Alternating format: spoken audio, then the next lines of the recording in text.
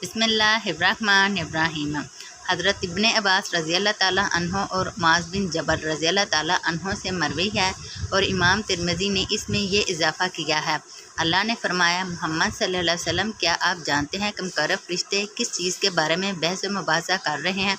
मैंने अर्ज़ किया, जी हाँ, गुनाह ख़त्म करने वाले अमाल के बारे में बहस कर रहे हैं और गुनाह ख़त्म करने वाले अमाल ये हैं: नमाज़ों के बाद मस्जिद में बैठे रहना, बाजमात नमाज पढ़ने के लिए पैदल चलकर आना और नागवारी के बावजूद खूब अच्छी तरह वज़ू करना। बस जो ये करेगा वो बेहतर ज़िंदगी भर करेगा और इसकी मौत भी अच्छी होगी और वह गुनाहों से ऐसे पाक हो जाएगा जैसे इसकी माँ ने इसे आज जन्म दिया हो। और फरमाया, मोहम्मद, जब आप नमाज से फारिग हो जाएं तो ये दुआ किया करो, ए अल्लाह, मैं तुझसे नेक काम बाजार लाने, बुरे काम छोड़ देने और मसाकीन से मोहब्बत करने की दरख्वास्त करता हूँ। और जब तू अपने बंदों को किसी आज़माइश व फितने से दुचार करने का इरादा फरमाए तो मुझे इससे दुचार किए बगैर अपनी तरफ उठा लेना। और आप सल्लल्लाहु अलैहि वसल्लम ने फरमाया, बुलंदी दर्जात वाले अमाल ये हैं: सलाम आम करना, खाना खिलाना और जब लोग सो रहे हों तो नमाज तहज्जुद पढ़ना। मशकुतल मुसाबी, हदीस नंबर 726।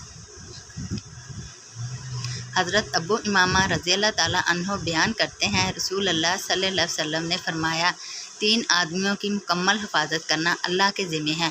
वो आदमी जो अल्लाह की राह में जहाद के लिए रवाना हो तो वो अल्लाह की हिफाजत में है, हत्ता कि अल्लाह इसे फ़ौत करके जन्नत में दाखिल फरमा दे या इसे हासिल होने वाले अजर या माले गनीमत के साथ वापस लौटा दे। वो आदमी जो मस्जिद की तरफ जाए तो वो भी अल्लाह की हिफाजत में है, और वो आदमी जो अपने घर में दाखिल होते वक़्त सलाम करता है वो भी अल्लाह की हिफाजत में है। हदीस नंबर 727।